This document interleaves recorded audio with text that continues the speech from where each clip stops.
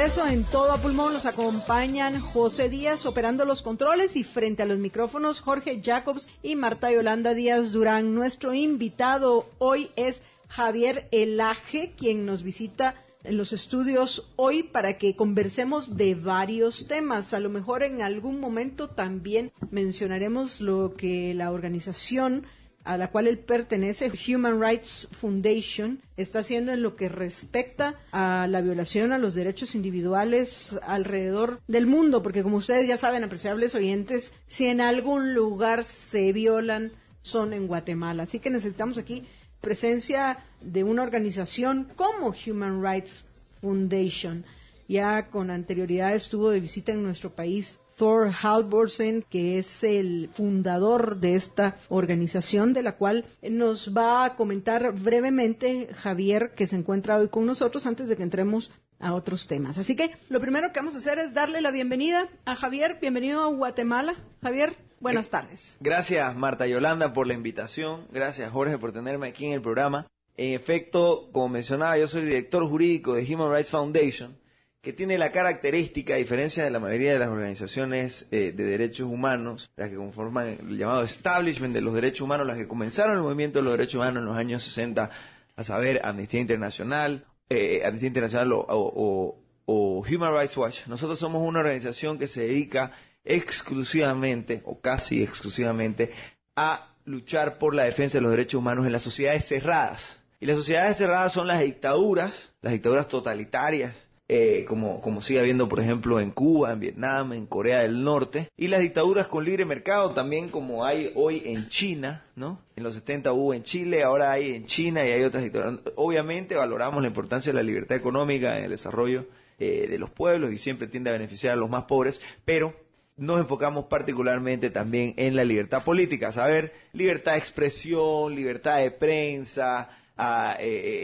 sistema plural de partidos, etcétera, que se permitan a medios de comunicación críticos ejercer esa crítica. Entonces, en América Latina hoy, dado el clima político que existe, nos enfocamos principalmente en eso, ¿no? En la única dictadura que continúa después de la caída de las dictaduras anticomunistas en los años 70 y principios de los 80 en toda América Latina. Lo que quedó fue la dictadura comunista, que está en el poder desde 1959, la dictadura totalitaria cubana, y nos enfocamos mucho en exponer las violaciones sistemáticas a los derechos humanos en Cuba, incluidas las mentiras en relación a al supuesto carácter bueno que tiene el sistema de salud y educación en ese país. La realidad es que en Cuba la salud y la educación es paupérrima, peor que en la de cualquier país pobre de América Latina, y sin embargo la dictadura se viene por 5 décadas saliendo con la suya, falseando los números en relación a la salud y educación, y eso lo publica la ONU en su índice de desarrollo humano. Hoy Cuba tiene el número 2 en salud y educación en América Latina después de Chile, y obviamente cualquiera que haya visitado Cuba o que vea fotos de Cuba o que vea un mapa sobre la situación de la electricidad en el territorio cubano se va a dar cuenta que salvo que la gente no se enferme de noche o que los hospitales funcionen a vela, ¿no? En Cuba la situación de la salud es tan paupérrima como la situación de la alimentación, como la situación de la infraestructura, y sin embargo esas cuestiones no se saben. Entonces HRF se enfoca en denunciar este tipo de situaciones en sociedades cerradas. También hay otros países que no llegan a ser dictaduras totalitarias completas, como en el caso de Cuba, o dictaduras cerradas completas de partido único, como la dictadura con libre mercado de China, pero que ya han experimentado niveles de erosión de la democracia, según los cuales ya no pueden ser denominados democracia.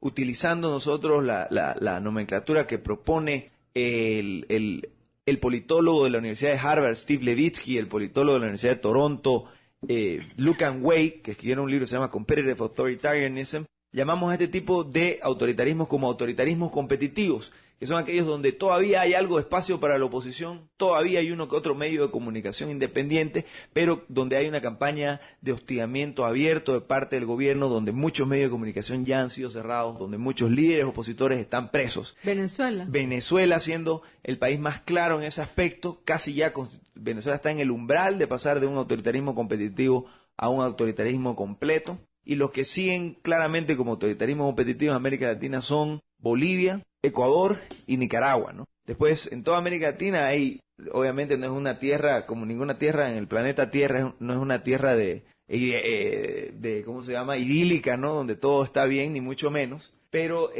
hay medios de comunicación independientes, hay medios de comunicación críticos, no hay restricciones a la creación de partidos políticos, es decir, los libertarios, los liberales pueden crear también un partido político, por ejemplo, si bien, como en toda democracia, lastimosamente a veces se tienden a imponer ideas que no necesariamente son defensoras de los derechos individuales, pero hay un sistema de competencia, de libre competencia de ideas, y esa es la base para cambios positivos, yo creo, en una elección. Entonces, en las democracias como Guatemala, que no, como dije, son imperfectas, pero que tienen en sí por lo menos las instituciones básicas que pueden permitir el cambio, en la sociedad democrática nos enfocamos en mostrar las diferencias estructurales, sistémicas que existen en las sociedades dictatoriales, en las sociedades autoritarias. ¿Por qué es diferente? ¿Por qué es otro sistema Ecuador? ¿Por qué es otro sistema Bolivia que Guatemala? O que incluso Uruguay o Brasil o Chile, que tienen líderes abiertamente de izquierda y que son incluso admiradores del dictador totalitario comunista Fidel Castro, pero que no meten preso a su oposición, no cierran medios de comunicación, es decir, son igual democracias. Entonces, en las democracias nos interesa mucho y por eso aprovechamos estos espacios, educar a las personas sobre las diferencias cualitativas que hay entre el sistema democrático republicano de libertades y por lo menos de libertades políticas claras, y de los sistemas en los que esta situación no existe. Y en este sentido, y para cerrar esta primera introducción, en este sentido, sépase que somos una organización bien particular en este aspecto, ¿no? Como nuestra misión es esa, enfocarnos en las sociedades cerradas y las que se van cerrando, nuestra carga por país es en esa medida, ¿no? Nos dedicamos en América, en todo el mundo, bueno, hacemos China, Corea del Norte, Rusia, pero en América Latina nos enfocamos principalmente en la dictadura, en Cuba, nos enfocamos en los países donde hay una erosión clara de la democracia, autoritarismo competitivo, Venezuela, Bolivia, Ecuador, Nicaragua, y en los demás países nos interesa informar sobre estas situaciones y que las cuestiones funcionen. La mayoría de las organizaciones del establishment de derechos humanos, si usted se fija, Human Rights Watch, 69% de su tiempo lo dedica a criticar los problemas de la democracia estadounidense. De la misma manera, dedica gran parte de su tiempo a criticar a México, a Colombia, a Guatemala, y sin embargo, dedica muy poco tiempo comparativo a criticar, por ejemplo, a la dictadura cubana, que apenas tiene el 1.7% de su atención de los más de 30 países que hay en el continente americano. Entonces, eso nos parece que en vez de educar en la dirección de los derechos humanos, termina maleducando a la gente que sale de escuchar a estas organizaciones de derechos humanos con un enfoque tan, en nuestra opinión, poco ilustrado, poco eficiente, poco ubicado, terminan haciendo creer a las personas que las peores violaciones a la democracia se producen en las democracias, pero las peores violaciones a los derechos humanos se producen en las democracias, y que en las dictaduras, como no les llega información, como no dejan entrar a la prensa, como meten preso a quien sea que publique algo crítico, tienen esa noción en el público en general de que en dictaduras como la de Cuba todo es de color de rosa, ¿no?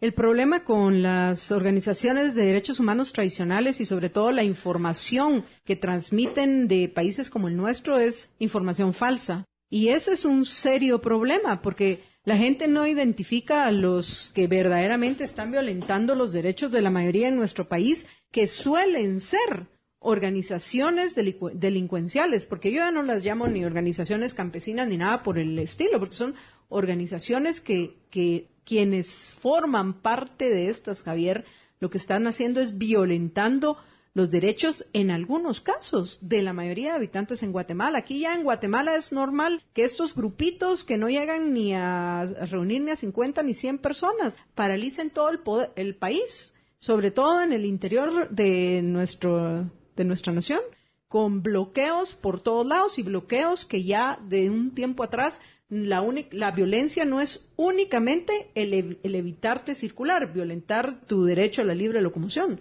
sino ya hace un par de semanas, por ejemplo, secuestraron gente, agredieron a gente que quería pasar los bloqueos porque llevaban sus productos a vender al mercado, necesitaban transportarse, llevaban enfermos. Vaya, miles de guatemaltecos que necesitaban hacer su quehacer, valga la redundancia, que fueron en algunos casos hasta los sacaban de los vehículos, los desnudaron, los amenazaron, bueno, unas vejaciones increíbles. Llegaron a las comunidades cercanas, robaron las cantinas, y eso es lo que están haciendo acá estos grupos a los cuales estas otras organizaciones de derechos humanos son los que defienden. Entonces, realmente es interesante la mala comprensión que hay en lo que respecta a lo que está sucediendo en nuestro país. Sin ir muy lejos, el fin de semana pasado, uno de estos grupos asociados a los supuestos defensores de los derechos de los indígenas, en un lugar que se llama Los Pajoques, en San Juan, Zacatepeques, asesinaron a 8 personas, 6 de estas de una misma familia, porque ellos están trabajando con un proyecto cementero en el lugar y están apoyando la construcción de un anillo regional, de una carretera que les permita comunicarse mejor. Pero estos grupos que son defendidos por estos otros malos defensores de los derechos humanos, no solo asesinaron a 6 miembros de una misma familia, sino que lo hicieron después de torturarlos. Hay una planta que es irritante, que es una especie de picante de chile, que se llama chichicaste. Las ramas estas desnudaron a la gente y a los que lograron escapar, porque hubieran sido mucho más los muertos, y en sus genitales les pasaban la planta picante. Les taparon, y esto ha sido poco comentado, porque ha sido tal el horror de quienes tienen toda esta información que no la han querido compartir. Les taparon el ano con pegamento antes de asesinarlos. Por supuesto que a las mujeres las violaron enfrente de sus esposos y de sus hijos, violaron a las hijas. Y bueno, hacen barbaridades. Y los defensores de los derechos humanos fuera de Guatemala, a quienes defienden son a estos delincuentes y criminales. Entonces, es muy complicada toda esta situación, pienso. Sí, de hecho, tuve la oportunidad de estar en Canal Antigua el martes en la noche, si no me equivoco, y vi las noticias de primera mano. Me pareció una barbaridad, y por eso mismo nosotros somos muy críticos de esa situación.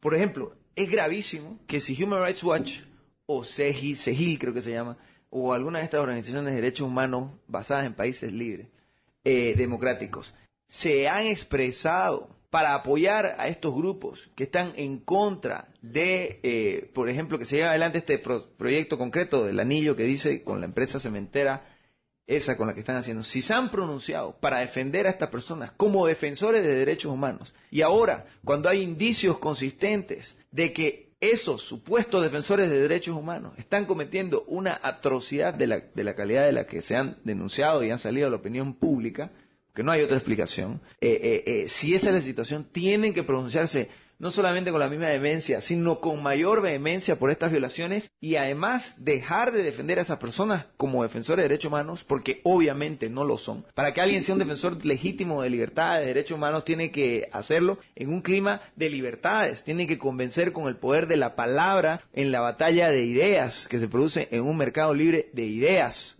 No puede hacerlo poniéndole un arma en la cabeza a alguien, o poniéndole pegamento en el ano, o poniéndole estas plantas, este tipo de métodos de tortura. Entonces, es una barbaridad que eso se produzca, es una barbaridad si es que estas organizaciones llaman defensores de derechos humanos a personas que están metidas o vinculadas de alguna manera en este tipo de acciones. Al día siguiente fue un programa de radio, ya no recuerdo dónde era, o a los 2 días, y el señor de la radio me contaba que habían rumores de que es la propia gente de la empresa, me decía, de la empresa, o sea que alguien había dicho eso, no sé si estas mismas organizaciones, el CUC o algo así, esta organización del señor Pascual o algo así, que habían dicho que eran los empresarios, los de la cementera que habían provocado estos asesinatos para que le echen la culpa a mí eso ya me parece a teoría de la conspiración, ¿no? A mí eso me parece a decir que quienes aventaban a las personas, a todo tipo de izquierdistas, al mar en el Atlántico de la dictadura de Videla, que quienes cometían estos crímenes de lesa humanidad eran los propios marxistas porque querían que después lo culpen a los... Aquí hay que ver quién es el que aterroriza con este tipo de acciones. Aquí al que están buscando aterrorizar es a la gente que está colaborando con las empresas en llevar adelante estos proyectos.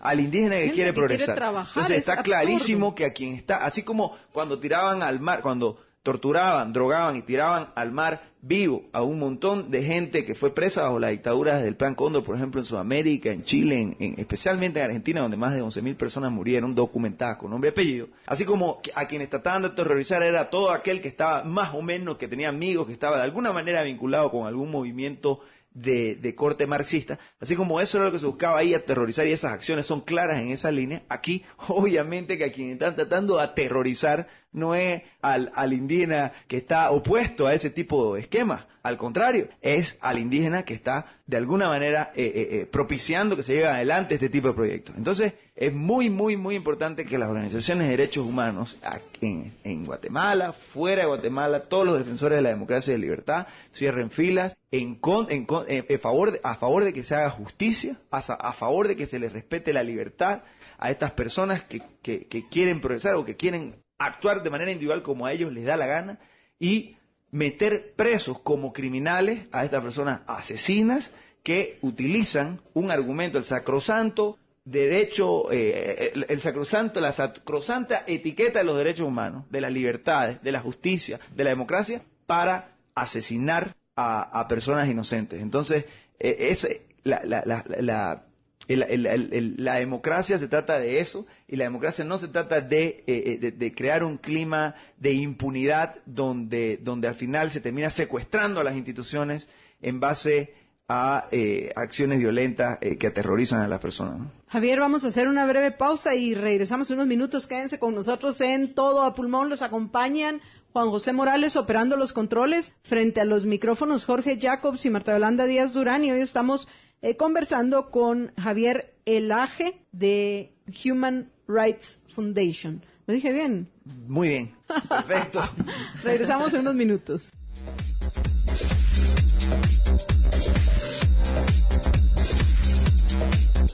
Todo a Pulmón.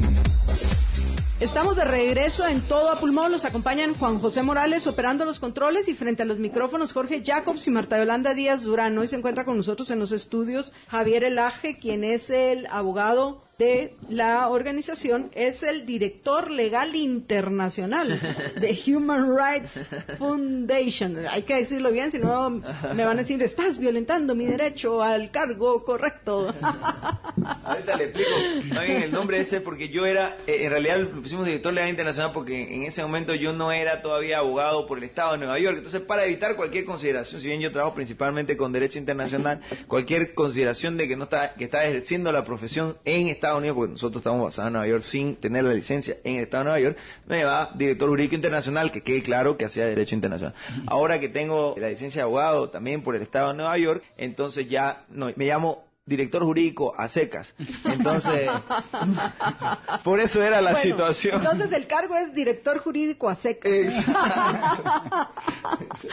Bueno, regresando, Javier, a este tema de los derechos humanos, que aquí en Guatemala, como yo creo ya saben ustedes, es lamentablemente ha sido la actividad que llevan a cabo las organizaciones de derechos humanos, tanto nacional como internacionalmente, está totalmente desprestigiada en la población de nuestro país, porque han construido alrededor de la idea de defender los derechos humanos, han construido un montón de organizaciones parasitarias, donde lo que vas a encontrar es a un montón de vividores del discurso, que cuando van a defender, defienden a aquellos que violan los derechos individuales de la mayoría.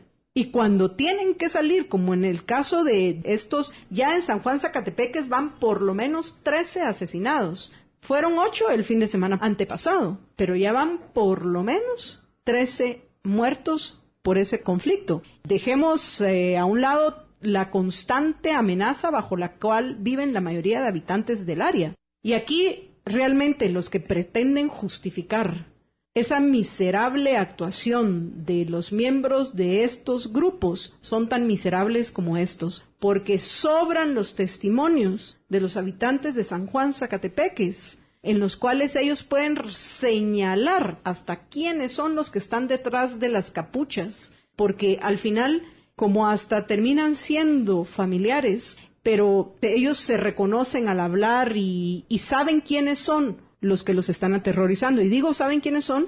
porque son tan cobardes que se esconden detrás de una máscara, de una capucha, como les decimos aquí en Guatemala. Pero el punto al que yo quería llegar, Javier, es que lamentablemente el trabajo, no ustedes, pero el trabajo que ustedes hacen, precisamente por aquellos que lo han prostituido en nuestro país está totalmente desprestigiado. Es cierto. La etiqueta de los derechos humanos en América Latina, lastimosamente, fue utilizada de manera parcial, ¿no? Si bien hay que reconocer, y eso nosotros somos muy, muy claros siempre en reconocer, que en nombre de defender los avances de la sociedad, de la civilización occidental, en nombre de reconocer las grandes conquistas de la civilización occidental, como el respeto a la propiedad privada, el respeto a la libertad de expresión, a la libertad de prensa, el respeto a la vida, el respeto al debido proceso. Es cierto que en los años 70 las dictaduras del Plan Cóndor y muchas dictaduras anticomunistas también en Centroamérica, es cierto que en nombre de defender esos principios, se pasaron esos principios por, como escuché el otro día a alguien en Guatemala decir, por el arco del triunfo, ¿no?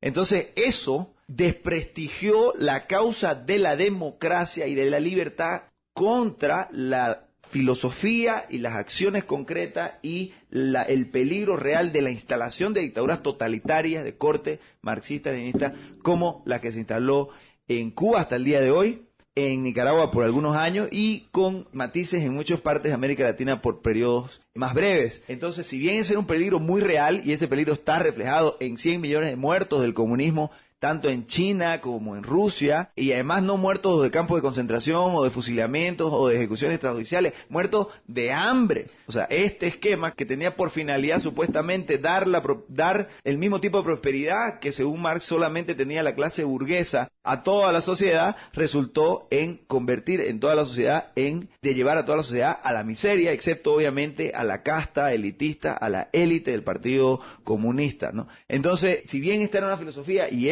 sigue siendo de los lugares donde todavía existe, Corea del Norte, Cuba, Vietnam, una filosofía atroz, enemiga de todas las libertades, no solo las económicas, sino las políticas. En América Latina, la manera en que se luchó contra esto terminó desprestigiando la misma causa de la democracia. Entonces, mucha gente honestamente creyó que defender los derechos humanos, defender el debido proceso, defender la libertad, defender la vida, era apoyar estar en la línea filosófica del Che Guevara, de Fidel Castro, y hasta el día de hoy todas estas organizaciones que estamos mencionando, que son organizaciones de derechos humanos, cometen la inmoralidad de no decir nada sobre la dictadura cubana o de decir muy poco sobre la dictadura cubana. Y no decir nada sobre todos los crímenes que cometió Ernesto Guevara. Exacto, y no decir nada sobre los crímenes que sigue cometiendo además esa misma dictadura cubana, que Ernesto Guevara, que solamente se le ve el lado romántico de un jovencito de buena familia de Buenos Aires que decidió irse por motocicleta y después, más romántico, renunció a todos sus cargos en Cuba para ir a luchar y morir entre el humo y espada contento, como en fusil y espada contento y desnudo, algo así que dice Silvio Rodríguez, ¿no? Solo se le ve ese lado romántico, no se le ve el lado de que ese señor, en junio de 1959, con asesoría de las policías políticas del bloque comunista, instaló el sistema del G2, que hasta el día de hoy es el sistema a través del cual en Cuba se mete preso, hay un policía por cada calle vigilando a las personas y metiendo presos a cualquiera que haga cosas tan criminales como salir con una rosa a misa todos los domingos, como hacen las damas de blanco, pidiendo libertad. O sea, es una cuestión sumamente inhumana, injusta, que se sigue produciendo hasta estos días. Entonces, el problema de los derechos humanos, del movimiento de los derechos humanos en América Latina y muchas organizaciones internacionales, la manera que miran América Latina, es que las únicas dictaduras que ocurrieron en América Latina para ellos fueron las dictaduras que se pasaron el debido proceso por el arco del triunfo al matar personas de izquierda en los años 70. Sin embargo, no le dedican ni en lo más mínimo ese mismo atención a la dictadura cubana que lleva 8.000 muertos, 55 años sin elecciones, decenas de miles de personas muertas tratando de escapar de esa isla, como tratan de escapar hasta el día de hoy la gente de Corea del Norte, como trataron de escapar mucha gente en Alemania Oriental. Entonces ese doble estándar es gravísimo. Y a lo que ha llevado ese doble estándar es a que mucho de este dinero de la cooperación internacional, me decían el otro día, que Noruega termina financiando en gran medida muchas de estas organizaciones, por ejemplo. A lo que ha llevado este doble estándar es que al final ese dinero llega y en estas sociedades, en vez de ser adjudicado a personas que están avanzando las ideas de la libertad económica y política, de la democracia, de la libertad de prensa, de la libertad de expresión, esa plata llega a personas que, como estábamos citando, en nombre de los derechos humanos, aterrorizan, asesinan, bloquean, les restringen el derecho de locomoción a decenas de miles de personas en la sociedad, provocan muertes no solo directas como este tipo de cosas a través de actividades, acciones claramente terroristas, sino también a través del bloqueo de carreteras. Un bloqueo de carreteras, por supuesto, si uno quiere ir a un hospital enfermo, se muere nomás. Entonces, eso hace que las personas en las sociedades libres, o sea, en las democracias, terminen perdiendo el encanto por la democracia, perdiendo en realidad, volviéndose cínicos en relación a la democracia. Y eso solamente termina llevando a un clima de erosión en la opinión pública que termina dándole el poder a algún autoritario, que puede ser un autoritario como ese señor Pascual, que se menciona tanto como una persona que puede estar por detrás de este tipo de movimientos abusivos y potencialmente criminales y que apoye, que no dice nada en relación a este tipo de crímenes. No solamente ese tipo de radicales, sino también radicales que nos vuelvan a hace 20 años y que digan, ok, como nosotros somos los que ponemos muertos del lado de los militares, nosotros vamos a tomar el poder y vamos a hacer lo que nos da la gana y volvernos a pasar el debido proceso por el arco del triunfo. Entonces, es muy importante que la sociedad avance con un respeto irrestricto a las libertades, a la libertad de prensa, a la libertad de expresión y a la vez con una claridad en cuanto a cuándo se produce el exceso de estas libertades. Uno puede renegar de lo que quiera, cuando quiera, quejarse, estar en contra de cualquier carretera todos los días, pero tiene que hacerlo en una acera pública, tiene que hacerlo en un lugar donde no esté en contra de los derechos de locomoción de las personas, y la policía tiene que estar presta, no para asesinar a alguien que bloquea la calle, sino para llevarlo preso. No 30 años de cárcel, pero un día, 2 días, una buena multa, ¿me entiendes? Ese tipo de control, de ejercicio pleno de la libertad de expresión es el que se tiene que promover. Bloquear una calle no es ejercer la libertad de expresión, bloquear una calle es cometer el crimen de evitar que otras personas puedan ejercer su derecho fundamental a la libre locomoción. Ese tipo de conceptos son los que nosotros como organización obviamente estamos interesados en promover. Creemos que uno de los problemas principales de América Latina, donde mucha gente pasa a defensor de derechos humanos bloqueando calles, eso es incorrecto. Una contradicción. Una contradicción completa. Bueno, vamos a ir a una breve pausa, apreciables oyentes, y regresamos con ustedes en unos minutos. Quédense con nosotros en Todo a Pulmón. Los acompañan Juan José Morales operando los controles y frente a los micrófonos Jorge Jacobs y Marta Yolanda Díaz Durán, conversando hoy con Javier Elaje, quien es el director jurídico de Human Rights Foundation.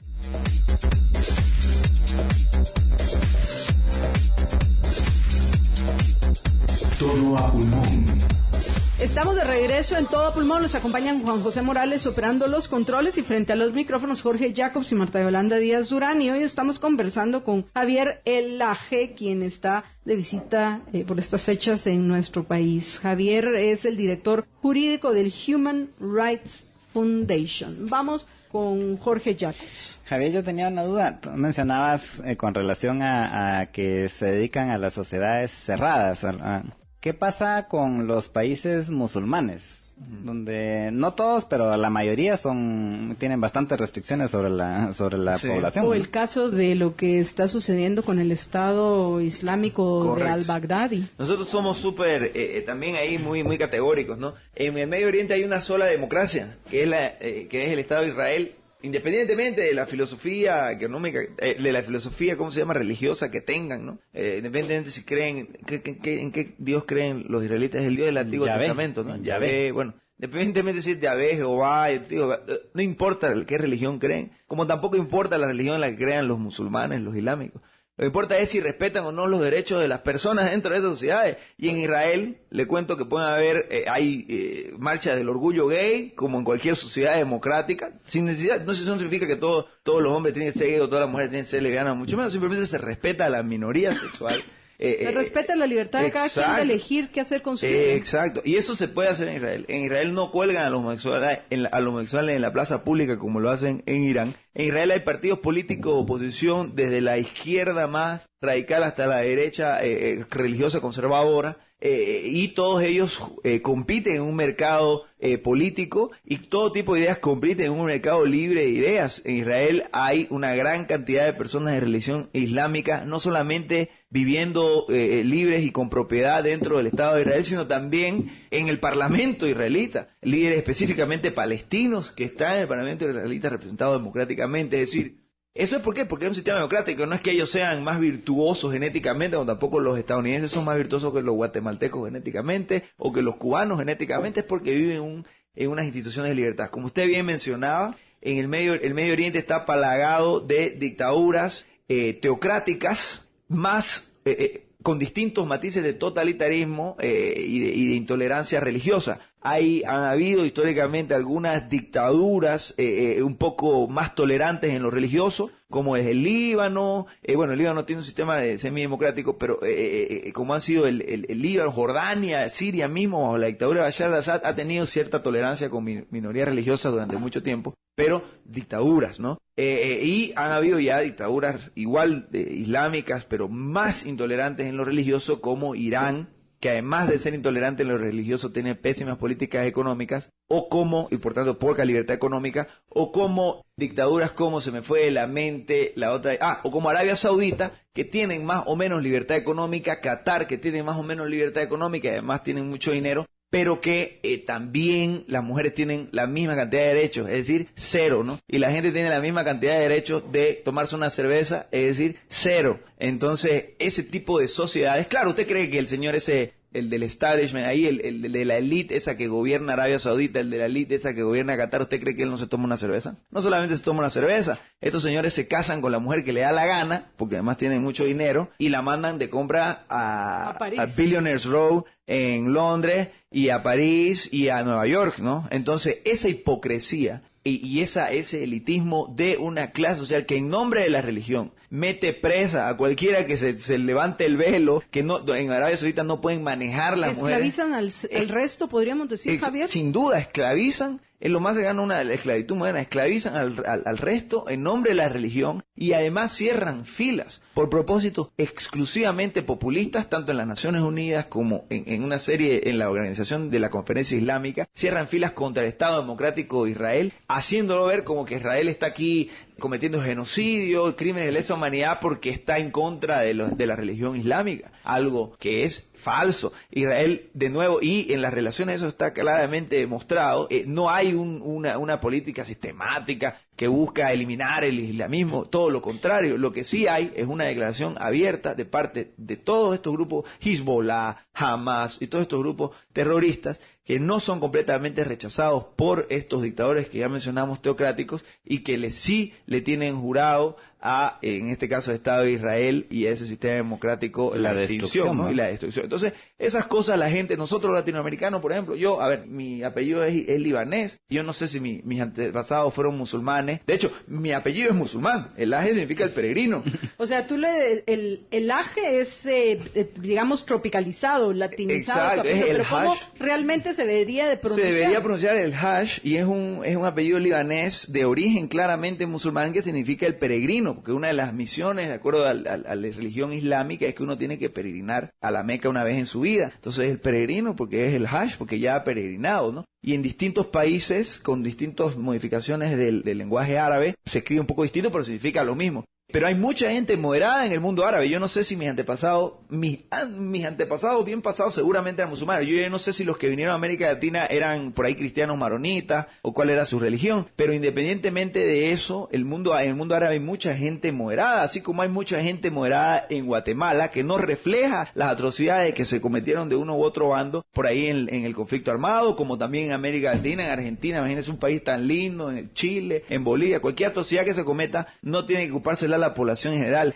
a estas élites que toman el poder y que encarcelan a gran parte de la población, esclavizan, torturan, secuestran, matan en nombre de, ya sea, como decía Álvaro Vargas Llosa, en nombre de la defensa de los valores de la sociedad occidental, violan todos estos valores, o al revés, en la defensa del marxismo-leninismo, que ya tiene en sí la violación de estos valores, le declaran la guerra a la democracia, por un lado, u cualquier otro tipo de ideología, ¿no? Entonces, nuestro compromiso como organización de derechos humanos es inculcarle por la libertad, por un clima donde todas las personas, independientemente de sus ideas, sean respetadas, sus ideas puedan ser argumentadas en un libre mercado de ideas, y donde nadie tenga el poder de abusar de abusar y de encarcelar a las minorías, ya sea por su pensamiento, la manera en que piensan, por su religión, por su género. Imagínense lo absurdo que es que en Arabia Saudita no se puede manejar, ¿no? Las mujeres no pueden manejar. El otro día han sentenciado, creo que es a 10 años de cárcel y multa a una señora que tuvo que manejar encima porque ni siquiera había un hombre a su alrededor para llevar a alguien al hospital, ¿no? Nosotros organizamos además una conferencia anual que se llama el Oslo Freedom Forum y siempre tenemos muchos speakers, muchos conferencistas del Medio Oriente, ¿no? Hemos tenido una señorita que se llama Manal Al-Sharif, que confiesa ella que además era en algún momento porque estos regímenes están llenos de propaganda, ¿no? Y de brainwashing, de lavado del cerebro de la gente, porque lo vuelven radical a todo el mundo, ya que prohíben ver unas visiones alternativas de la religión, menos radicales. Entonces ella confiesa que cuando era niña era un poco radical y de verdad pensaba que se iba a ir al infierno si se sacaba el velo, pero después fue creciendo, se fue dando cuenta que esto era producto específico de una dictadura conservadora, religiosa, radical, teocrática, que era la dictadura de Irán, de Arabia Saudita, y que estaba influenciada desde Irán, y que de la revolución del Ayatollah en Irán en los años 70, y dice que ella fue abriéndose. Y claro, nosotros la invitamos porque ella se hizo famosa luego de animarse a subirse a un auto y manejar y filmarse y subir esa foto a YouTube. Claro, la dictadura la comenzó a perseguir y ella comenzó a dar ese testimonio en todo el mundo, ¿no? Es una mujer perseguida en su país, no sé si en este momento continúa en Arabia Saudita. Nosotros a ella le dimos el premio junto a Berta Soler de las Damas de Blanco en Cuba, junto a un disidente chino, Parsan Haq, junto a un caricaturista sirio también que casi fue asesinado por hacer una caricatura contra Bashar al-Assad.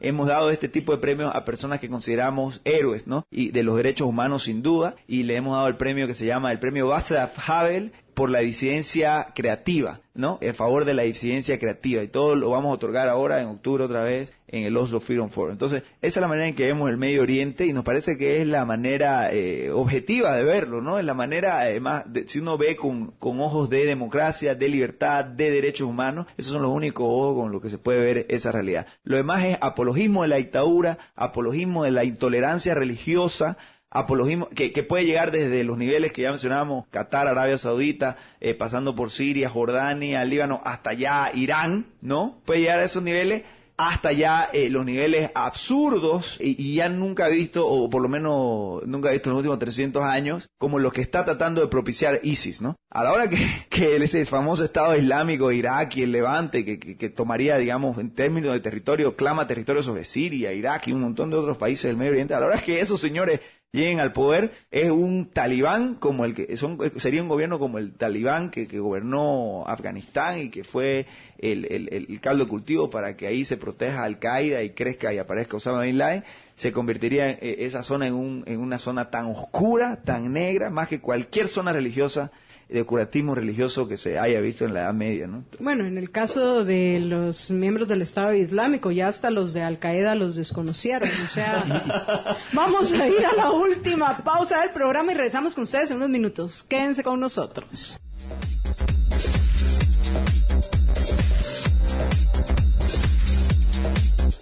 Todo a pulmón. Estamos de regreso ya en el último segmento de hoy de Todo Pulmón. Nos acompañan Juan José Morales operando los controles y frente a los micrófonos Jorge Jacobs y Marta Yolanda Díaz Durán. Y hoy estamos compartiendo con Javier Elaje, quien es el director jurídico de Human Rights Foundation. Sí, una organización de derechos humanos, pero sí, una organización cuyos miembros verdaderamente pretenden ser coherentes con esa defensa de los derechos humanos. Ese derecho que tiene cada uno de hacer con su vida y con su propiedad lo que se le antoje, una vez no viole los derechos de los otros. Tenemos claros que esa es nuestra obligación. Si queremos que se respeten nuestros derechos, debemos respetar los derechos de los otros. Entonces, da gusto, a pesar de que tal vez ya fuera de micrófonos se va a asustar esto que voy a decir, Javier, pero la mayoría de ustedes lo saben, apreciables oyentes, de que yo soy antidemocrática, porque creo que el problema precisamente es la democracia, porque la democracia es el gobierno de las mayorías, y hay que regresar al origen mismo de este sistema político que desencantó a los mismos pensadores e intelectuales que lo vieron nacer en la Grecia clásica. Por eso ni Platón, que de plano yo platónica no sería, pero aristotélica sí, ni Aristóteles estaban a favor de esta propuesta que fue introducida por Pericles, quien acabó con la, llamémosle, especie de república que originalmente había fundado Solón. Entonces, por eso yo soy republicana, pero no parte de ningún partido político, por favor, claro, sino republicana en el sentido que lo que creo que debemos promover es la igualdad de todos ante la ley. Nadie, ni siquiera la mayoría, puede pasar por encima de los derechos de la minoría, teniendo en cuenta que la minoría más pequeña es una persona. Que generalmente pensamos en minorías, en grupos pequeños, pero no. La minoría más pequeña es un solo individuo. Pero bueno, eso es harina. Pero es importante. Por ejemplo, yo no me asusto con eso porque yo entiendo que usted, el motivo por el que no se llama democrática es porque cree en el derecho de la minoría hasta el individuo, ¿no? Como mismo lo está explicando. Entonces, aclaro un poco el término a que me refiero. Nosotros no nos referimos a la dictadura de la mayoría, ¿no? Al contrario, de hecho, somos, si uno estudia, digamos, el pensamiento de la Ilustración, el único teórico, bueno, uno de los principales teóricos que se equivocó en eso y que terminó propiciando todas las atrocidades bajo el régimen de Robespierre tras la Revolución Francesa fue Rousseau, ¿no? Que tuvo la equivocación de atribuirle, una vez se consolidaron las ideas de la Ilustración, atribuirle a esa mayoría parlamentaria la voluntad general, y decía entre sus características incorrectas, por supuesto, y peligrosísimas, el germen de los totalitarismos del siglo XX, que decía Rousseau, que la voluntad general era infalible, ¿no? Y decía, ¿qué tal si la voluntad general se hace daño a sí misma? Es decir, si esa mayoría termina haciéndose daño a la misma nación, ¿no? A la minoría judía de Alemania nazi, ¿no? ¿Qué tal si esa sociedad decía, no, ellos tienen el derecho porque ¿quién le va a decir al pueblo, a la voluntad general, que está equivocado? Son infalibles, son indivisibles, es absoluta. Mal, falso, el germen de todas las ideas totalitarias del siglo XX. La democracia en la que, la única democracia auténtica, bueno, que puede existir y se puede hablar en el siglo XX, es aquella donde todos estos otros valores de la Ilustración, la libertad de prensa, la libertad de expresión, el debido proceso, el derecho sagrado a la vida, a la propiedad y todas estas instituciones del régimen extendido del que habla Hayek, que son consecuencia del respeto irrestricto a la propiedad, que incluye el derecho a transferir esa propiedad, es en ese tipo de democracia de la que hablamos. Y creemos que ya en el derecho... Es que esa democracia se llama república, ese es el problema. Claro, que son dos conceptos diferentes, lo que sí tuvieron claro los padres fundadores de Estados Unidos, porque ellos, las discusiones que están en los Federalist Papers, muchas de esas tienen que ver si van a ser una democracia o una república. Y ellos, a base de discutir, al final optan no por una democracia, porque Estados Unidos no nace como una democracia. Estados Unidos no es fundada como una democracia, sino como una república. El mismo Benjamin Franklin cuenta de esta señora que lo esperaba todos los días afuera cuando estaban reunidos decidiendo el sistema político que iban a elegir. Y él cuenta cuando finalmente se pusieron de acuerdo y optaron por una república y no por una democracia. Le dice que ellos les van a legar una república, pero de ellos, de los ciudadanos, va a depender el mantener esa república. Esa república que, en mi opinión, nace con un pecado original que Franklin, entre otros, lo peleó, que fue el de haber, de una manera solapado, permitido que existiera la esclavitud en los estados del sur, y que fue corregida por otro republicano, Abraham Lincoln, ya en el siglo XIX. Pero convengamos que, digamos, al hablar de esto, por ejemplo, la Carta Democrática Interamericana, en el artículo 3... Políticamente, hoy así es como lo definen, y es parte de la confusión conceptual que hay. Entiendo que se puede tener esa versión, pero por eso, yendo ya a lo que significa el concepto, a lo que nos referimos al decir democracia, creo que coincidimos en esa idea. Y, por ejemplo, por más que se haya optado en Estados Unidos, si asumiéramos esa situación como absolutamente cierta, de que optó por ser república, bueno, igual esa mayoría, al haber permitido la esclavitud de esa minoría, bueno, entonces, ¿qué fue? Una democracia en la práctica. Entonces, más allá de eso, sin duda no hubo sociedad que tras la idea de la Ilustración haya nacido sin algún legado tan absurdo y tan esclavizante como la esclavitud, tan violador de derechos humanos como la esclavitud, pero el germen de esas ideas, de la libertad del individuo, de la noción que viene de la tradición judeo-cristiana, para bien o para mal, la noción de que somos creados a imagen y semejanza de algo supremo, de algo... ¿Y qué pasa con los que no tenemos religión o los que son ateos?